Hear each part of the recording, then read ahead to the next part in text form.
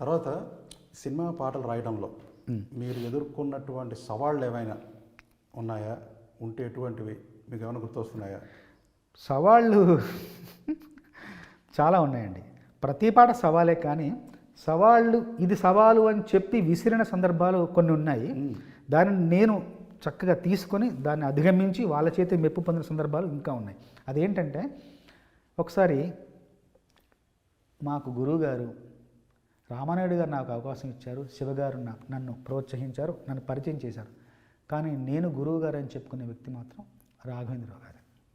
ఎందుకంటే రాఘవేంద్రరావు గారు రెండో సినిమా పెళ్లి సందడికి నన్ను పిలిచి, ఎక్కడో కూకట్పల్లిలో నేను ఉంటున్నాను, ఇంజనీరింగ్ చేస్తున్నప్పుడు హెచ్ఐజిలో ఉండేవాడిని. పైన ఒక నెక్కర వేసుకొని ఒక చాప మీద పడుకుని ఉన్నాను, ఒక దిండు వేసుకొని. ఒక వ్యక్తి వచ్చారు, వచ్చి 4వ ఫ్లోర్ వచ్చి పైకి వచ్చి, చంద్రబోస్ గారు ఎవరంటే, నేనే సార్ అన్న. మిమ్మల్ని బాబాయ్ రమ్మంటున్నారండి అంటే, బాబాయ్ ఎవరండి అన్న అంటే, రాఘవేంద్రరావు గారు సినిమాలు డైరెక్షన్ చేస్తుంటారు అన్న.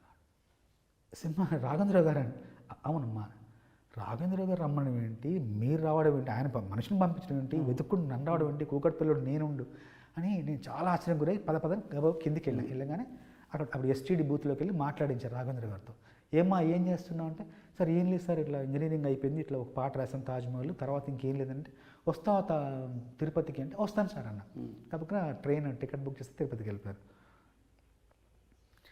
వెళ్ళేసరికి భీమాస్ హోటల్లో వెళ్ళాను. స్నానం చేసి వెళ్ళేసరికి పెద్ద హాలు, కీరవాణి గారు, పక్కన జమినీ గారు, పక్కన గిరిజాపతి గారు, పక్కనే పోల్సన్ గారి బృందం. ఇది రాఘవేంద్ర గారు తెల్లటి ఒక టేబుల్ మీద రాఘవేంద్ర గారు కూర్చున్నారు, కోడైరెక్టర్లు కూర్చున్నారు.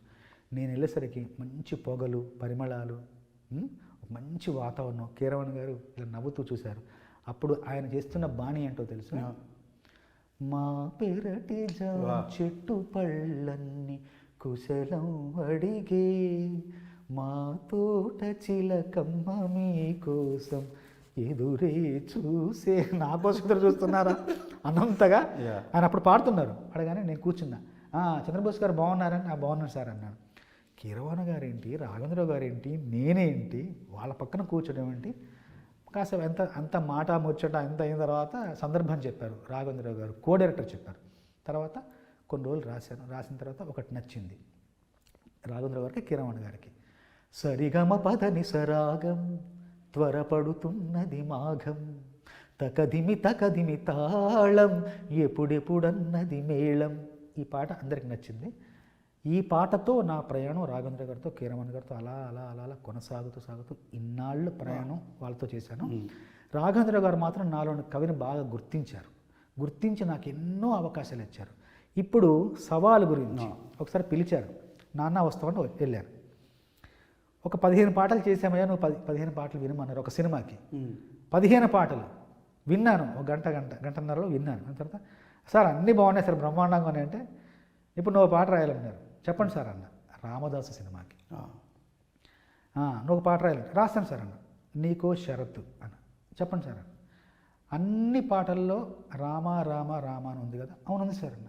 ఇందులో కూడా రామ రామ వస్తుంది సార్, సందర్భం ఏంటి సార్ అన్న.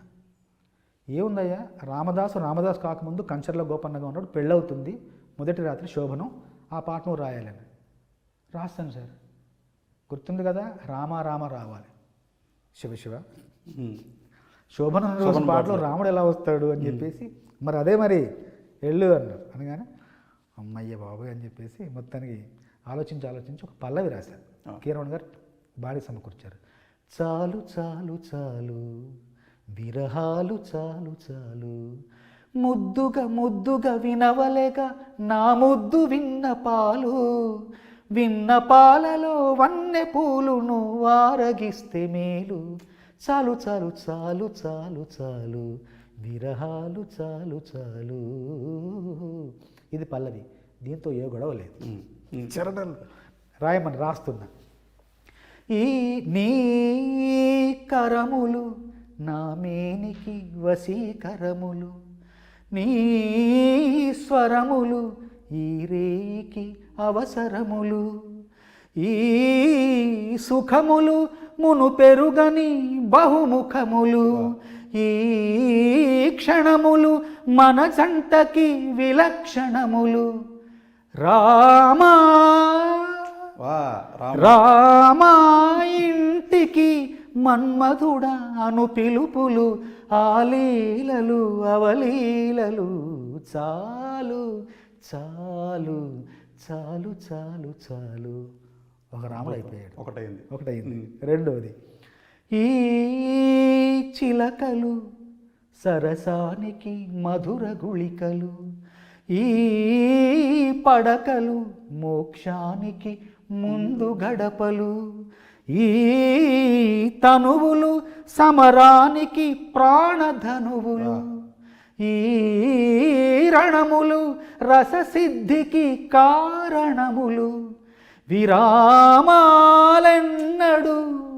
విరామాలెన్నడు ఎరుగనివి చలీడులు, తొలిదాడులు చీపాడులు. చాలు చాలు చాలు చాలు చాలు. విరామాల్లో రామ వచ్చేసాడు. రాముడు విరాముడు ఇద్దరు వచ్చేసారు. ఆ సినిమాలో యాక్చువల్గా ఇంటర్వెల్లో కూడా విరామంకి ముందర రామం పెట్టి తర్వాత వి పెట్టారు. అలాగా రాఘవేంద్రరావు గారు ఇంకా మెచ్చుకొని, అంటే ఒక సరదా ఒకలాంటి పోటీ ఆయన చెప్పుకుంటారు. నేను దాన్ని ఎలా అందుకుంటాను, ఎలా తీసుకుంటాను, ఎలా మళ్ళీ అందజేస్తానన్నది అప్పుడు సరదాగా ఉంటుంది రాఘవేంద్రరావు గారితో. ఇంకొకటి కూడా సవాలు అనగానే, ఒకసారి కృష్ణారెడ్డి గారికి చాలా సినిమాలు రాశాను నేను. మొదటి సింగిల్ కార్డు కూడా కృష్ణారెడ్డి గారికి రాశాను, పెళ్లిపీటలు. అప్పుడు పెళ్లిపీటలో మొదటి సింగిల్ కార్డు 8 పాటలు రాశాను. అప్పుడు రచయితకు, అంటే ఎప్పుడు రచయితకు గౌరవం, గుర్తింపు ఉంటుంది, ప్రేమ ఉంటుంది, అభిమానం ఉంటుంది. కానీ ఒక 24 షీట్ పోస్టర్లో మియాపూర్లో లక్ష్మీకళ శశికళ థియేటర్ తర్వాత పెద్ద పోస్టర్ వస్తుంది. అక్కడ పెద్ద ఒక పోస్టర్ ఉంటుంది. అక్కడ పెళ్లిపీటలు, ఇటు కృష్ణారెడ్డి గారు, సంగీతం కృష్ణారెడ్డి గారు, సాహిత్యం చంద్రబోస్. పోస్టర్ మీద సంగీత దర్శకుడు రచయితకు అంత గౌరవం. అంత ముందు కూడా ఇప్పుడు లేదేమో. అంత ముందు కూడా అంటే నేను చూడలేదు ఎప్పుడు. రచయిత పేరు ఉంటుంది కానీ రచయిత ఫోటో, సంగీత దర్శకుడు ఫోటోతో ఒక పెద్ద పోస్టర్ డిజైన్ చేసి ఇవ్వడం అనేది చాలా గొప్ప విషయం. ఎందుకని నేను ఒకటే మాట చెప్తాను, అందరికీ చెప్తున్నాను. అక్షరం, స్వరం గొప్పది, చాలా గొప్పది. స్వరం కంటే అక్షరం మరింత గొప్పది. అక్షరం ముందు పుట్టింది, తర్వాత స్వరం పుట్టింది. అక్షరానికి స్వరం అలంకారమే కానీ సమస్తం స్వరం మాత్రం కాదు. అక్షరం ముందు ఉండాలి, దానికి అలంకారంగా, దానికి ఒక భూషణంగా స్వరం వెనకాల బయలుదేరాలి. కాబట్టి మాటకు గౌరవం ఇచ్చే సంగీత దర్శకులందరికీ వందనం, అభివందనం. మాటను గౌరవించండి, మాటను నిలబెట్టండి, మాటకు ప్రాణం పోయండి. మాటే చిరకాలం శ్రోతల గుండెల్లో మారుమోగేది, శ్రోతల ఆలోచనలో మార్పు తెచ్చేది మాటే.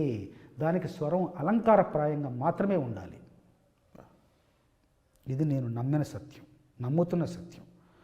ఇలాగా ఒకసారి కృష్ణారెడ్డి గారు వెళ్ళాను, కూర్చున్న తర్వాత, ఏమండి విజయం గురించి ఒక పాట రాయాలి సార్. రాస్తాను సార్ అన్న.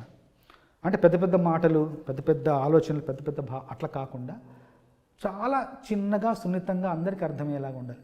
ఉంటుంది సార్ అన్న తర్వాత, ఇప్పుడు 6వ ఎక్కం, 8వ ఎక్కం, 13వ ఎక్కం కష్టం. అవునండి. 1వ ఎక్కం కష్టం కాదు. ఒక ఎక్కం 1, ఒక 2, 2, ఒక 3, 3, ఒక 4, 4 ఇంత సులభంగా ఉండాలన్నారు. అయిపోయింది అనుకున్నా. మళ్ళీ కాసేపు అయ్యాక టీ వచ్చింది. టీ తాగుతున్నాను. మళ్ళీ ఆయన టీ చూడగానే ఇంకొక ఆలోచిస్తున్నాను. ఏమండి, బిర్యానీ చేయడం, పలావ్ చేయడం, ఇంకేదో చేయడం కష్టం, కానీ టీ చేయడం కొంత సులభం అన్నిటితో పోలిసి. అంత సులభంగా ఉండాలన్నాడు. ఏంటి ఒక్కొక్క ఉన్నాడు, టీ అన్నారు. సరే చూద్దాం అని చెప్పేసి బాణికే రాశాను. బాణి ఏంటంటే తన్నానా తానా తానా తారనా తన్నాని నానా తారానా ఇలా ఉంటుంది. తీసుకెళ్ళాను, అమ్మవారిని ఒకసారి ప్రార్థించుకున్నాను, ఏదన్నా ఇవ్వమన్నాను. ఆ రోజు ఆ బాణికి ఇచ్చిన మాటలు 1, 2, 3, 4 ఎన్నో ఉన్నాయి అంకెలు, 1వ స్థానంలోనే ఎప్పుడు నువ్వుండాలంటే చెబుతాను కొన్ని లెక్కలు. 2 పూటల 2 చేతుల 3 పూటల 2 చేతుల 3 పూటల కష్టపడితే 5 అవునురా, నలుగురాడిన 4 మాటలు 5 నుండి తీసేయరా, చివరి ఫలితం ప్రథమ స్థానం నీదే కదరా. 1 2 3 4 ఎన్నో ఉన్నాయి అంకెలు. చరణం. చాయ్ చెయ్యాలంటే, టీ చెప్పారు కదా, చాయ్ చెయ్యాలంటే పాలు నీళ్ళు 2 ఉండాలి, పంచదార బాగా కలపాలి, టీ పొడి వేసి ఉడికించాలి, మరిగిన వెంటనే వడబోయాలి, రెడీ ఫుల్ టీ. సక్సెస్ రావాలంటే దీక్ష లక్ష్యం 2 ఉండాలి, క్రమశిక్షణనే బాగా కలపాలి, ఆవేశంతో ఉడికించాలి, ఆటంకాన్నే వడబోయాలి, రెడీ సక్సెస్ టీ. వా వా వా, ఒక్కటో ఎక్కం చాలా చాయ్ చేసే బాల విధానం. సాహిత్యం లాగా ఉంది. అంటే ప్రతీది కూడా ఎప్పుడూ విభిన్నంగా, వినూత్నంగా, కొత్త కోణంలో ఆవిష్కరించడమే కవిత్వం.